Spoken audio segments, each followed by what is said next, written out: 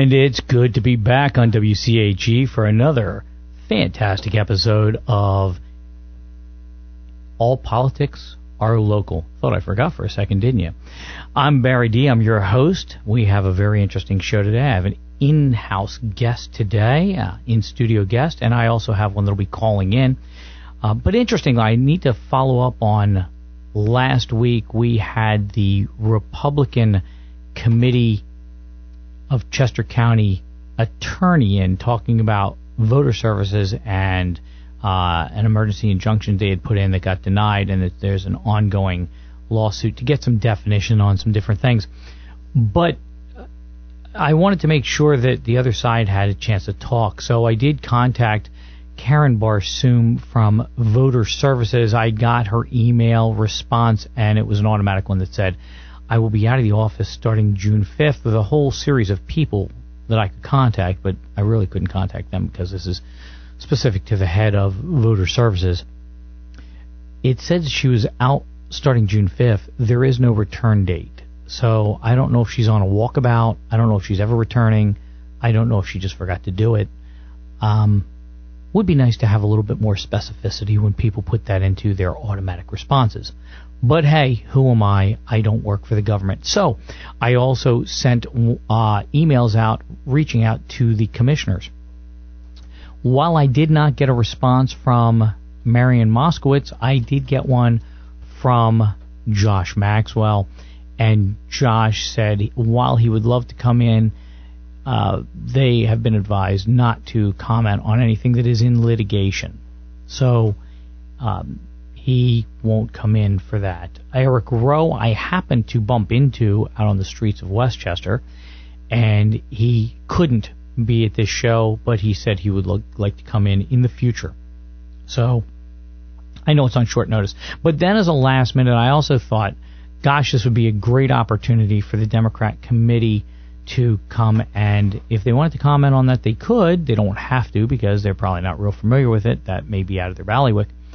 I offered for them to come in, the chair of the Democratic Committee of Chester County, and so I reached out, and Charlotte Valio responded back that she was not available this Friday. So I responded back and said, well, that's fine. How about next Friday? Then the next day I sent an email that said, how about next Friday? Then the next day I sent one that said, is this thing on?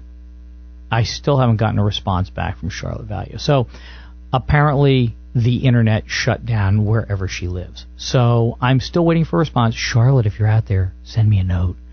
Love to have you on. Talk about your candidates. Talk about your platform. That'd be fantastic because I am going to be bringing on other people, and I'm hoping to get a hold of the chair of the Republican Committee and see if he'll come on and talk about his platform and some of the things that concern the voters. That would be Rafi Terzian. And so we'll see how that goes, but I want everybody to have an update. I received an interesting card from somebody the other day called Did You Know Episode 2. It comes from West Pikeland Township. It says in Episode 2 of the West Pikeland Township Board of Supervisors informational series concerning resident taxes, we take a look at comparisons with our neighboring townships. I don't know what the purpose is of this card other than maybe full transparency. And normally when people do that, it's for marketing of some sort. You know, be prepared when they tell you how wonderful they are to just stick it to you someplace. That's just experience talking. It could be the guy on the other shoulder going, just trust them, they'll be fine. But anyway, they did have an interesting report, and this goes back to something from many years ago in a past life of mine that was a discussion publicly for, well, a couple years. They said that Euclid Township has a population of 19,000 people. It has a high commercial tax base, and this is the lowest taxes, local taxes at 0.12 mils. That is incredible, and Euclid Township has managed their township very well between a mixture of commercial, industrial, and residential. They are built out. I don't know that there's any place left except for maybe Rossi's driving range, or maybe they put something on that, but I think everything's pretty much built out if it's not a wetland in Euclid, but they do keep their taxes down. East Pikeland Township has a population of, what does that say there? I got to squint. 8,260. It has a high commercial tax base, and it has a 0.16 mils. Here's the selling point. West Pikeland Township has a population of only 4,000 people, has a low commercial tax base, and it's only at 0.8 mils. Upper Euclid Township still has some development area, but I think it's already been bargained for. I could be wrong, but they've developed out quite a bit. That's my old homestead stomping grounds, and it's at 12,000, just over 12,000. It has a high commercial tax base. It has a commercial tax base. I don't know that it's a high commercial tax base. It's not like Upper Euclid, but it does have it has some good commercial stuff in their shopping center, some restaurants, and an industrial park, actually, and two if you include the old Bud Company, and their tax base is 1.034 mils. And then the coup de grace, West Vincent Township. It has a population of, it says 6,658. I am amazed it's that high. I thought it was in the mid-5,000s, but we have had an apartment complex go in. Then we had another one over on the Hankin Tract, right at 401 and Route 100. Not a lot of apartments there, but substantial. It says low commercial tax base. That's true. There is no industrial, really. There's an industrial stretch on Route 100, but it's not exploited in any way. The Horse Show Grounds, Ludwig's Corner Horse Show Grounds, is zoned industrial, but obviously there's nothing there, and I hope there isn't ever. They tried to eminent domain it back in 2012. The township did, and we fought back on that and really spanked them down, so that didn't happen. But you never know, they're going to take another bite at the apple someday. But anyway, the mills, most important thing, low commercial tax base, 2.09 mils. So I think the comparison is, when you get into the low commercial tax base, West Vincent is over double what West Pikeland is. Now, again, I don't know why they're trying to sell that, but just to give you an idea of what it is, but that 2.09 mils, it has been oppressive for years on the taxpayers of West Vincent. A very wealthy tax base, by the way. But in fact, they did a stunt one time, and I just got to get this off my chest because I do. They actually lowered the taxes one time, and let me tell you, this is what happens when you're not aware of what's going on in the background. They sold this so that somebody could run for office, and she won. It was Claire Quinn. She ran and won on this thing that they lowered taxes. They had two different taxes for open space, which, by the way, West Pikeland has an open space referendum also, and they've been very good with it. But with West Vincent, they got rid of one of them. Well, it was going to sunset the next year. And what they did was they moved over, they increased the general fund to bring more money into the general fund. But they said, well, we're getting rid of this other one. Well, the funny thing was, it actually increased the taxes. They sunsetted the one, which was going to sunset the next year anyway. It was going to go away. It was only for so long. And after that, you were actually paying more because they raised the general fund 0.25%. The other one was dropping 0.5%. So if you see that 0.5% drops off and they only raise the other one 0.25%, they go, look, we're now 0.25% lower. Yeah, but the next year that was going away anyway. So from here on out, the residents of West Vincent fell for this boondoggle, and they're actually paying more in taxes than they should have been if they just left things well enough alone. So my point to that is not to just pick on West Vincent, but that you have to be vigilant in the games they play. These are all numbers games. It's like going into the car dealer. No offense to car dealers, but everybody has to make money, right? But they're always, the price is still the same. It's how they shuffle it. Oh my God, we can get your payment down to $310 a month. Nobody asked for how long. It's for 22 years. So you have to be very careful in what you're doing there. So I just wanted to talk about that card. So let's see what happens with that. Always be aware that when your government sends you something and tells you how wonderful they are, be prepared to see what pocket they're reaching into next year. I am going to go to our first guest, who I'm going to actually consider a co-host for the day because he's trapped here. I asked him to come in, and then we deadbolt and lock the door so he can't get out. His name is Tom Feeley. He is a councilman for Elverson Borough, a borough that is 1 square mile in the beautiful and bucolic northwestern edge of Chester County. If you've never been out there, you should go out there. It's really cool. Some people call it the Norman Rockwell borough of, or Norman Rockwell town of Chester County. There'll be people that might, dispute that, but I don't. I think it's a really cool little place. You drive through it, you blink. It's well managed, or at least appears to be.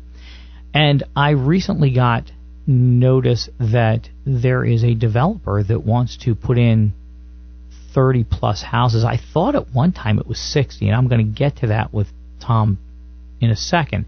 But I contacted him and said, would you be willing to come on and talk about this? Because I'm not sure anybody in Elverson even knows this is happening. And this is one of the problems. I spoke about this at my last shows. If you're not vigilant, you don't know what's going on, you don't realize what's happening until that first shovel is sunk. Sometimes it's not until the sticks start going up that you realize that they've excavated that ground and they're putting in a development. So in order to, move on into that and let people know, and by the way, I'm not saying I'm pro-development or, con-development. I'm not necessarily anti-development. People got to live someplace.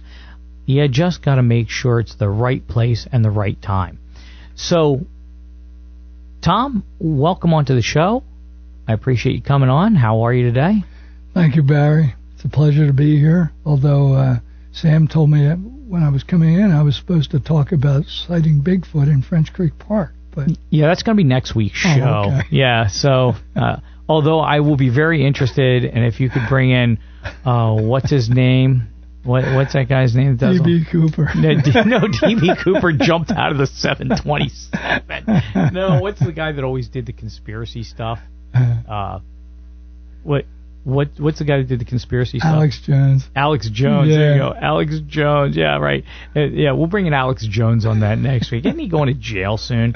So we're going to talk. We're going to talk to Tom a little bit. We're going to have to come up on a break in a minute or two, but we're going to talk to him about this development.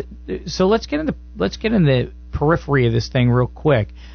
Tom, I understood it that a developer came in or somebody of the sort and said, "Hey, we've got a proposal. We want to buy one of the properties that the borough owns and put in a development of 60 homes or something." Is that true? Is there a new proposal? What's going on with that? You're right, Barry. At one point, a couple of months ago, that we were approached by a developer to put in 60 units, and it would have required the borough to sell some property to the developer to qualify. What size is the lot that you'd have to sell, or is it multiple lots? This would be a high density. They were talking 60 units, but they have come forward with a second offer. Okay. The second offer now is 34 units. That's kind of a typical developer thing. Throw out the worst and then go, okay, how about this? Yeah. So, you got to work with that, right? I mean, that's really what it comes down to in a lot of cases.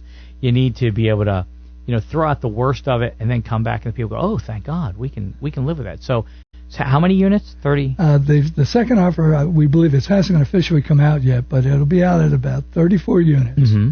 And that's coming out probably next month. Okay. But what I found that people were very disturbed about were they weren't aware of the first offer. Right. And that it was even brought up.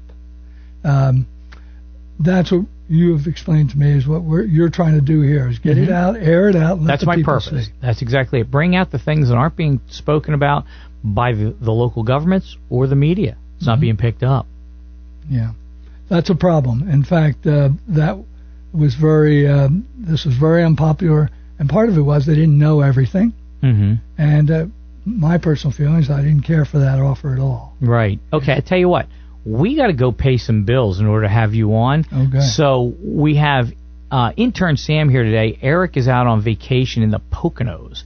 So we're going to hope all goes well with intern Sam. He's been doing pretty well. So intern Sam, take it away. Hit the commercials. We'll see you in 2.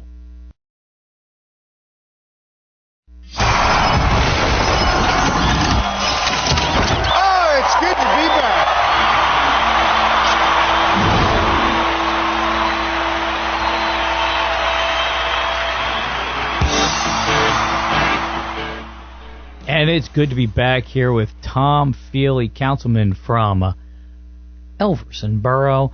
By the way, Sam the intern, we got this new, they made this, and I don't know what they call it. It's kind of an announcement. When they go, hey, it's the Barry Dee show or something like that. Well, I know they've been working on one for me. So, Sam, could you cue that up? I haven't heard it yet. They say it's terrific. Could you cue that up? Let's see what it's like. Rusty Ford! Oops, I think that was the wrong one. Yeah, we'll come back to that. How about... Never mind. All right. So we're back with Tom Feeley. Tom, tell us about who you are with Elverson Borough, and we'll talk about Elverson Borough a little bit. Then we're going to get into this development. Go ahead. Okay. Thanks, Barry. We have. I'm originally from Philadelphia and then Delaware County. And we've been out here for almost 38 years. And the reason we moved out here was exactly the reason everybody else moves out. How beautiful it was, and still is. That's the rule of people that move out of Delco. I was told this by somebody from Delco. They want to move out to Westchester and buy a house. That's every Delco person's dream, apparently. Yeah. Luckily, this radio station doesn't hit Delco, I don't think, so I won't have to get hate mail. But continue on, if you will. Feel free. Well, we're out there. We have a population about 1,400.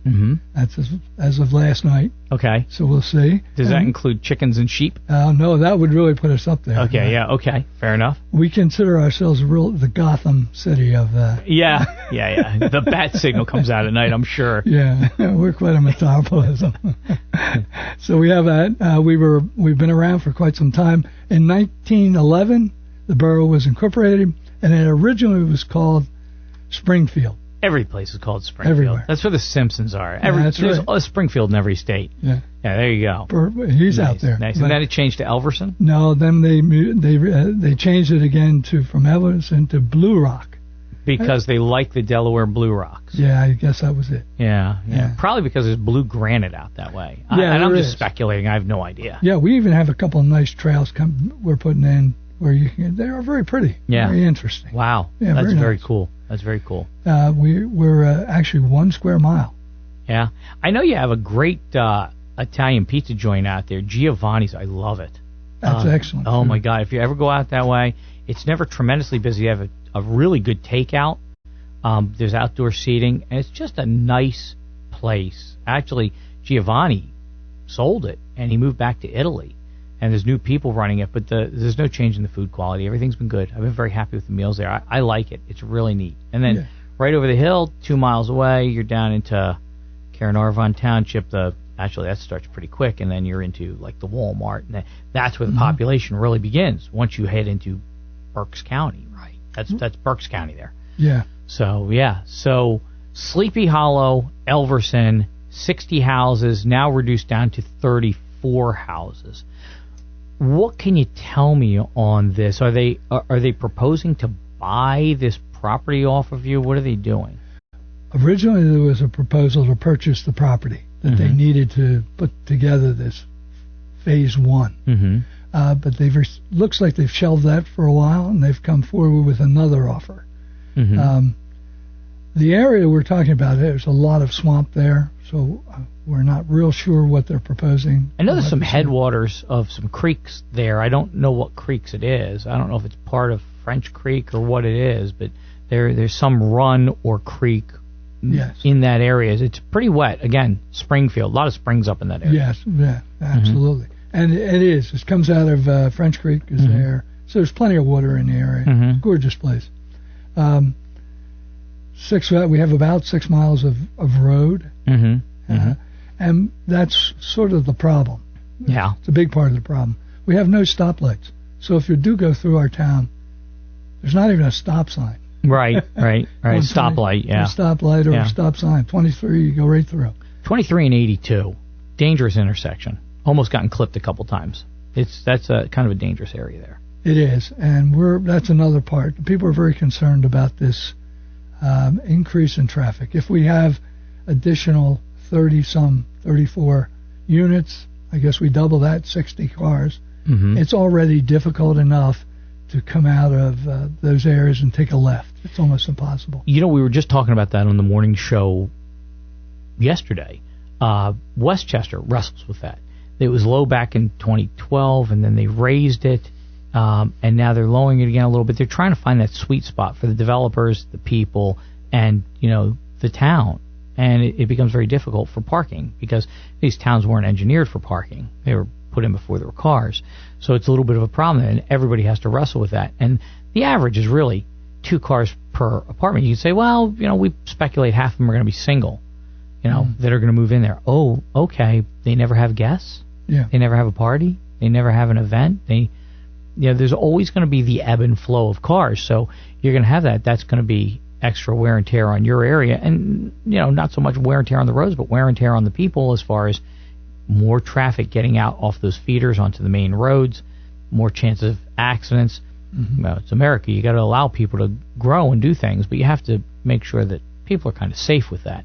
And I know that you guys put in some kind of larger facility, but that was for retired people, right? Yes, that was the retirement home that's there, and has been very well received, and a beautiful facility, well done, and would be right next to this proposed building. Okay, so they're going for the density right there. Right. Okay. Right. So that's on the east side of town, near the old railroad tracks. Right, northeast, I would say. Northeast of 23. Yeah, northeast of 23.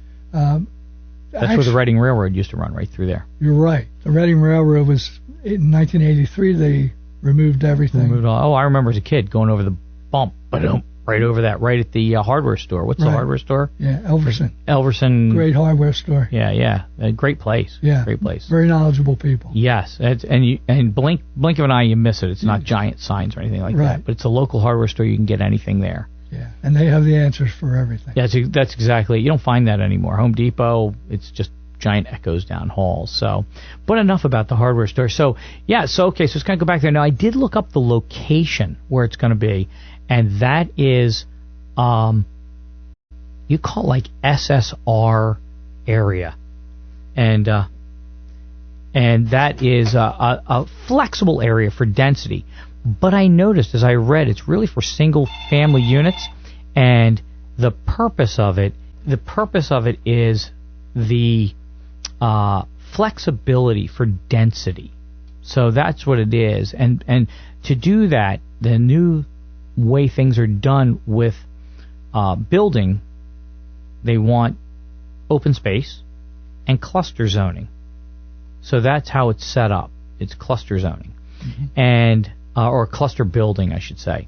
So they would have to save a lot of open space in order to do that. Is that in their plan? Yes, they do intend to use, but a lot of the open space is already unbuildable. A lot of it is. Oh, really? Swamp. There is a lot of swamp area there. They are looking to put more trails in, which we're trying to do throughout the whole community. Successfully, we've done well with that, and have more coming.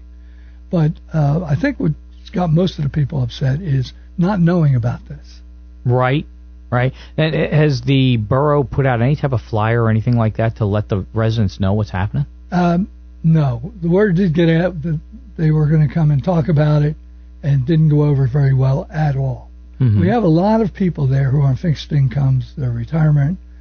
These folks are struggling a little with the costs is going up so rapidly around us, and it's going to get worse.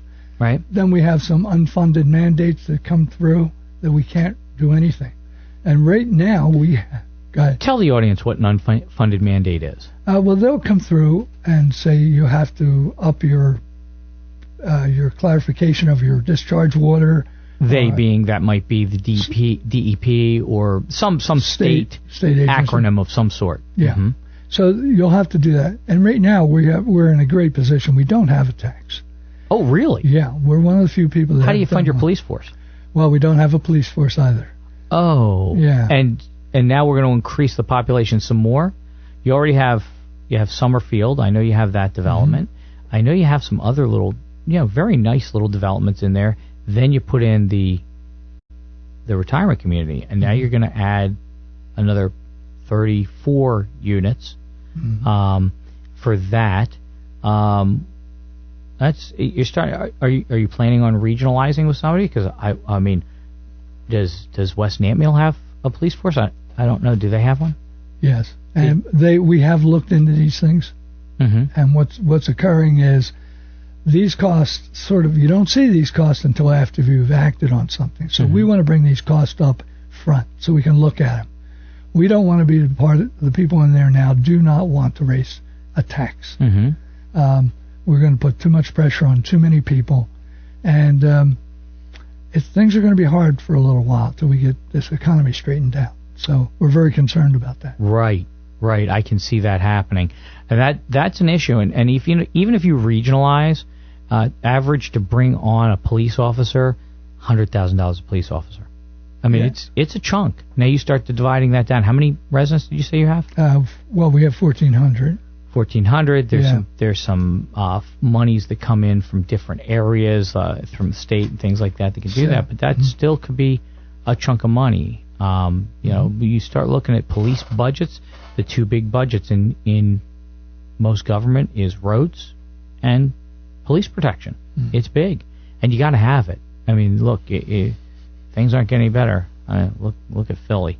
We don't get this radio station doesn't go to Philly, does it? I don't want problems. So anyway, that's an issue that you're going to have to deal with, and that's going to be up to the voter to figure that out, right? I mean, I would expect. I mean, if they meet all the zoning and they can do it, that's fine. If you need to sell them the property to do that, you really got to figure out your risk versus reward, the benefits versus the problems afterwards.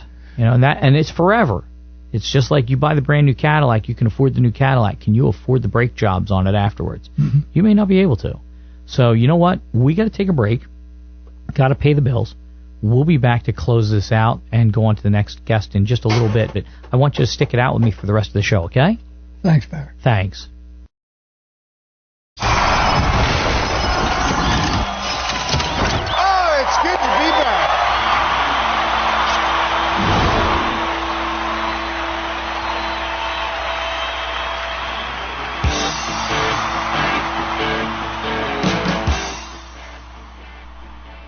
And we are back. It is good to be back. It is All Politics Are Local with Barry Dee, with inside guest Tom Feeley, and then we have another guest coming up here. Sam, what were you saying? I think I got it down now, Barry. Okay. Can we give it another shot? Yeah, let's give it a shot. See what we got. Hold on. You ready? Go. Rex galore. Is that it? I think that's meant for the traffic guy. So maybe we try again next week. What do you think? I think we're gonna have to. Yeah. So, ladies and gentlemen, Sam. There's a reason he's the intern. Alrighty, so let's get back to this. We're going to close this out pretty quick here, Tom, because I do have another guest coming up here, and he is waiting in the green room. You know why it's called the green room? No, I don't. It's green. Okay. Oh, I would have thought. So concerns. I'm going to lead up with one more thing. Sewage. What's your sewage like there? Well, we are doing some expansion in the sewage. I think we're okay for the time being. Okay. But we don't want to pass on any increases that we unnecessarily. Do you know how old your sewage processing plant is? No, I don't. Offhand, I don't. It may need updated. Oh, it will need updating. That would help pay for it, but it only helps. Now, what I will say is that sewage plants typically, once they're up and running, they cost almost no more when they're processing. They're running all the time anyway. Mm-hmm. So that is money coming in. But there's that yin and yang, okay? Again, you have more people, more issues. You don't even have a convenience store in that town, do you? No, anyone in our town, you pretty much have to be either a very good walker or you have to have a car. Because you would have to places, Walmart? Yeah, Walmart over in, yeah. And don't forget BB's over in Excellent Morgantown. place. Oh, my God. If you've never been to BB's, there's dented cans and all sorts of stuff. You can buy stuff so cheap at BB's. It changes the entire inflation thing. You know, I've gotten a lot stronger with the economy lately. I can now carry $70 worth of groceries with 2 fingers. But at BB's, it takes a full hand, a fist, to hold all the groceries for $70. So with that, Tom Feeley, I appreciate you being on the show with me. Please keep me up to date on this. If you want to come back and give us updates, that would be fantastic. Make sure the people in your community know what's going on. Let them be the judge of what's going to happen on this, whether it's pro-development, anti-development, whatever. Weigh the goods and the bads. Too many people look at certain things and then skip the rest. So we're going to want to make sure of that. So I tell you what, why don't we cue up a commercial real quick, and we're going to get ready to switch over to the next person. And it'll be a quick 30-second break or so. Thanks, Barry. Thanks, Tom. Okay, we're coming back on. By the way, I think I stayed at the Andrew Motel a couple weeks ago. Nice place. Concierge service like you wouldn't believe. Do we have our guest on the line? Let's see. Guest, are you there? Let's see. You know, a silent guest isn't a good guest. I've always found. Is there anybody there? Let's see. Have we got somebody there? You know, this is disappointing. Reminds me of my relationships. I'm the only one talking. So, okay. So, if the guest might want to call back in. So, we'll see what happens on that. See if is anybody there? You know, we can always jump back to Tom on this. We'll go back to Tom for now. Okay. Let's see about getting the guest on the air again. Must have gotten disconnected. You know those cell phones? They're tricky business. Do you have any cell phone towers, by the way, in Elverson? No, we don't. No Elverson? No, none in there? Or very, it's a nice community, no taxes. Right. Very safe, very quiet. It's excellent. We do have an older population, though. We have a lot of fixed income people. Mm-hmm. And we don't want to, we don't want any surprises for anybody. Well, you know, Summerfield up there, that place there is interesting in that it is claimed to be an over 55 community, but it really isn't. It's just that most of the younger people moved out or they got old. Yeah. Time marches on. That's right. Listen, we just got that phone call again. I wonder. Yeah, you know what it is? It is Sam the intern. Sam is good. Let's see what happens. Okay, let's see. So we'll greet this. Caller, you there? Caller? Oh, I hear something. Is the caller there? Hello, walkie-talkie? Hello. Oh, there he is. And today we have Duane Milne, unless this is my call from my lunch from, from Pizza Hut. Duane, is that you? Well, if it gets your vote, Barry, I'll deliver. Pizza Hut or whatever you want. That's why they call him Duane DoorDash Milne. Duane, how are you today? My side hustle. That's whatever it takes, in this gig economy, right? Hey, listen, I'm glad you were able to come on. There's a lot of people that say, gosh, I'd love to come on the... Barry Dee, no, never mind. No, that's not true. They just don't respond. Hey, I thought I'd bring you on because I understand you are running for a Senate position. You're a former Pennsylvania representative, correct? That's right. So I served 6 terms in the State House Representatives in a district that's sort of centered in the very broadly defined Malvern area of Chester County. My math skills aren't that good, but I would say that's 12 years as rep. So your teeth are pretty well cut up there at the Capitol. Yes, it definitely, I would say even for myself, when you look back on your first couple of years to your later years, it is amazing how much you've learned over that time. And they're roughly, depending on how you count some things, I mean, they're roughly 3,000 to 5,000 bills. So, piece of legislation. I tell everybody that's like an idea that somebody's got that are being considered in every given legislative year. So it's a tremendous amount of knowledge and learning that you really have to get up to speed on. And how long have you been out? So I finished up in 2019. So it was my time in terms of formal office, and since then, among other things, I've continued to stay involved with Chester County politics and government in a variety of ways. Among some other things I've done in life since then, like having a chance to go serve overseas with our military in the Middle East, which was just an amazing experience to be part of that. Tell me about that real quick. Tell me about your background. Yeah, so a couple tracks, really. I think, broadly defined, I've really always been focused on public interest, public issues. So I've have my PhD in political science after being raised here. Grew up here in Chester County, so I'm a lifelong resident of the county. Grew up in the Malvern area. Went to local school district here, Great Valley, from kindergarten through 12th. I had my undergrad degree in political science, of all things, from William & Mary, and then my PhD is from University of Delaware, also in political science. So I have taught at Westchester University for about 30 years. I was a political science professor there. Along the way, I got involved quite a bit with politics and government in the area, which led to my running for, as you referenced, what became 6 terms in the State House. So I've always had a strong interest in public interest, public affairs, sort of the issues of the day. I've continued and still am actually an officer in the Army Reserve, so that's another way I think I've tried to contribute to the public good and try to contribute to what I think our nation and our state need. Mm-hmm. Mm-hmm. And by the way, college, best 3 days of my life, by the way. So congratulations on you getting a PhD.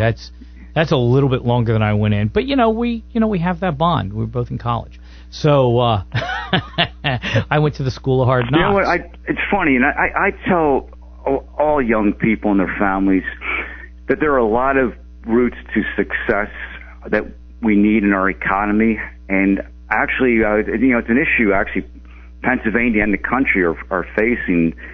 Is there are declining numbers of young people that are going to college now. And I think it's in part because, to their credit, they have found a lot of other paths forward that are just as fruitful, contribute to our economy, contribute to our society, and I think are ones that they find very satisfying and meaningful for the kind of work that they're doing. Well, that's exactly it. Let me tell you, it's the one great thing about this country is, if you put your nose to the grindstone and do the work, you can make a living. It depends upon it. And I will tell people, I tell them all the time, I've been self-employed all my life. The first 40 hours might pay the bills. It's the next 40 hours that get you ahead. It's a matter of actually doing the work more than anything. And I know people, they want to do their 40 hours and they want to go out in their kayak on Marsh Creek State Park. I get all that. But you can do that after you've done your time. You know what I mean? So it's whether you're a welder, carpenter, philosopher or lawyer, whatever, do it well and do your time, and you can make your money. That's right. I think it's in part just why the economy, the jobs creation, sort of where we're positioning Pennsylvania to be in this, not just national competition, but really international competition for making sure we retain great employers in this area, create economic opportunities in this state. It's definitely one of the top of mind issues I'm finding with voters as I go around Chester County. Yeah, exactly. I'll tell you what, we're going to take a break because, in that economy, we do have to pay some bills, and we're going to come back. We're going to wrap up the show with you for the last 15 minutes. Stick with me, Duane Milne, candidate for Pennsylvania Senate, and we'll be back in just a minute. Thank you.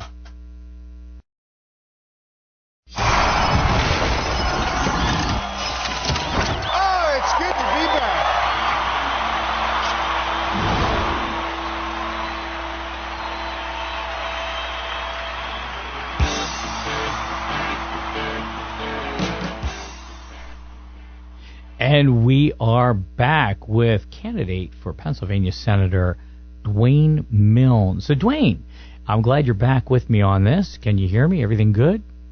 Good. I just enough time to run out and get your pizza order. So fantastic. I'm on the way. Yeah, DoorDash. The door's locked. Knock twice. Wait, then knock twice again. We had somebody last week that came in and went, "You have bathroom?" Yeah. And luckily it was broken, so we didn't even have to lie to him. We just said, "The bathroom's broken. You got to go." Bye. So let's talk about your campaign. Obviously, first there's 2 things I want to talk about. One, in a description of what senatorial district 19 is for the Pennsylvania Senate, it runs down from the far northwestern or southwestern corner of Chester County down in West Nottingham Township, runs north along the river, and then it cuts at West Fallowfield Township and Highland Township. It basically runs northeast, and then it parallels the Route 30 bypass, the Great Valley, all the way down through different townships. So it goes up and then arcs over to that. It's a substantial size piece of area. Do you have any idea what the population representation is there? Well, so in Pennsylvania, each state senate district is very roughly about 260,000 people. Mm-hmm. So every state district has to be based on census population and based on constitutional provisions, has to be substantially equal in terms of population. So that's about the benchmark for the districts. Now, the census, as you know, happens every 10 years. So as time goes on, some of the populations are not exactly equal for every district across the state. But very roughly, it's about 260-ish thousand with some move-ins and that kind of thing. Got it. So this Senate position was held by Andy Dinniman, not the current senator, but the one before, former commissioner in Chester County, stepped into that, held that position successfully, was then followed by Carolyn Comida, who is the current senator now, correct? Right, that's correct. So that would be my opponent. Okay, so that's the incumbent. So tell me a little bit about your platform. What is your basis? Why are the people going to vote for you? Tell me about where you stand on things. I know that's a broad, open question, but I'll jump in at some point. But go ahead and tell us about what you stand for. I'm sure it hasn't changed since you were representative, so go. Sure. I mean, what I have focused on over the years is I want to have strong fiscal management of people's tax dollars. I think it is incumbent upon government for people to feel that there's confidence that their tax dollars are being used wisely. They need to have confidence in those who are making the decisions about how those taxpayer dollars are being used. The Pennsylvania budget that's being proposed for this year is just under $50 billion. That's billion with a B dollars. So there's a substantial amount of money that the public, through their taxes, have put into state government. So part of the debate is just exactly how to use it, what to spend it on, what the priorities should be. I am one who's never taken a tax increase vote in my entire career. I would continue to stand firm for that as a senator. I have never voted for a tax increase and would not begin to do one now. I think government has enough money already, but it may be a question of how we can spend it a little bit more wisely, a little bit more efficiently. But I don't think tax increases are the way that we need to go. I think part of what I've been continuing to do is cut regulations. Regulations add expense. They add unnecessary burdens to our business community, which we want to make sure, of course, we have a thriving business and economic sector, not just in Chester County, but across the state. So a good amount of my house time I was served on the two main pro-business committees in the legislature. Continue to do that. I spent a lot of my focus was on economic development and job creation. As an educator, I'm certainly very concerned about education in general, but my particular niche has been about how do we have workforce development. Tapping a little bit to our earlier conversation, workforce development that the state needs. I mean, where are the jobs of the future for Pennsylvania?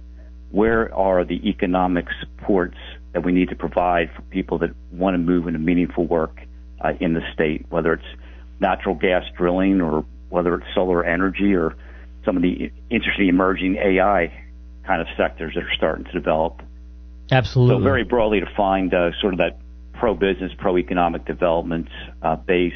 I've had a strong interest in public safety over the years, certainly very strong backer of law and order, making sure that we have safe neighborhoods, safe communities, safe businesses. People should have the right to feel like they can go about their life without worrying about their just basic safety everywhere they go. Well, you have your finger on the pulse here. What I've read, and correct me if I'm wrong, we've been going through a decline of population in Pennsylvania. There's been a migration out of the state. Is that what you've seen also? Yeah, it's two things are happening there. Our Pennsylvania's overall growth, has been stagnant compared to some of the high growth states, particularly South and the Southwest. And a lot of it really is because we have what's called a brain drain in Pennsylvania, where the younger cohorts, let's just sort of loosely call it 18 to 30-ish, mm-hmm. They, for various reasons, just don't see a future that's in their minds bright enough for them to stay in Pennsylvania. And you say that's in the Southwest, the kind of the yes, old steel, the general coal, Allegheny County, which regions. includes the city of Pittsburgh. Mm-hmm. That quadrant of the states has had an absolute population decline, and it is by far the worst of the rest of the state. Really? The rest of the state, there's been very slow growth, but it's been very slow. Mm-hmm. The general Pittsburgh area, it has been an outright loss of population. And a lot of it is just we lose in that sense, we lose our investment, because good young people have received their education here, whether through high school or through college, and then they, for various reasons, to see that the pastures are greener in another state. And that's unfortunate, because we're losing some great talent that our employers need in the state. We're losing future taxpayers for the state, future community leaders. Mm-hmm. That's so true. We really got to look at how do we stem that brain drain and make Pennsylvania a place that once you get invested here, you want to stay here. Start your family, start your career, contribute to our communities over the years. Sure. It seems in this area, the population is moving from the east towards us. My experience, I see a lot of people and meet a lot of people every day, and they seem to be moving from New Jersey and New York, city areas. One running from, and this is what I hear from them, and Philadelphia, by the way, too.